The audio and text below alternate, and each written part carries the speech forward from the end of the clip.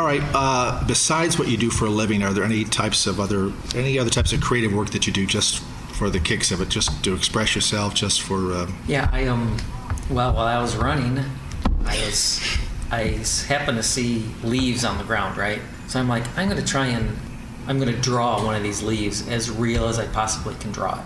And then it's interesting, like in the fall, the leaves are so colorful, and it's odd that leaves are most beautiful when they're dying, right? I mean, the colors are unbelievable. The colors are, you can't find a PMS color that matches it. So I would take a leaf and I would draw it with colored pencil, and I tried to draw it as real as possible. Well, I was obsessed with it. Like, and then I'm like, oh shoot, now I got another thing I have to be obsessed over. So I stopped doing it. I did like 5 of them. They look pretty cool. Yeah, it was my way of like, I'm gonna try and go back to the old school and actually use colored pencil. And I just got so into it that I'm like, Joe, you can't work and then come home and try and do this. You're gonna go crazy. Right. So. And that's maybe some good advice for young creatives. If you don't feel it that passionately and you don't live it and breathe it, if you 5 o'clock rolls around and you're like, thank goodness I'm done for the day, right, maybe this isn't the right thing for you. Go drive a truck. If you can't bring that kind of passion to the work, it may not pan out for you long term or as successfully as you'd hope. Would you agree with that? Or? Yeah, I would agree with that. Going back to like if this is geared towards the younger creative, well, I'm pretty young myself still. I'm 26 years old, and I've been running my business for 3 years now.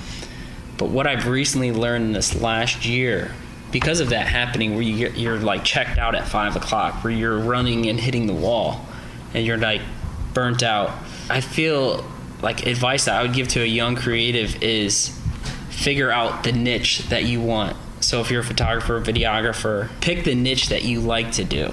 Because for me, I was shooting weddings, I was doing senior photos, I was doing commercials, I was doing creative portraits, I was doing skateboard videos, I was doing it all. But like you would get so burnt out and you would only like, I feel really passionate about this, but this is really making more money. What I would say to so you stay alive and you are passionate about it and you don't hit that wall, pick out that niche and hit that hard. So for me in this last year, I really just focused on shooting creative projects. Like I have like almost like a little motto: if it doesn't flash, it don't pass. If I can't set up lights and do creative work, I don't want to do it, because that when I set up lights, I turn on like the lights switch and I'm like ready to go. So I would say pick out your niche, and then if it's shooting skateboarding, if it's shooting products, shooting people, really focus on that, because that's what makes you spark. It makes you want to do what you love.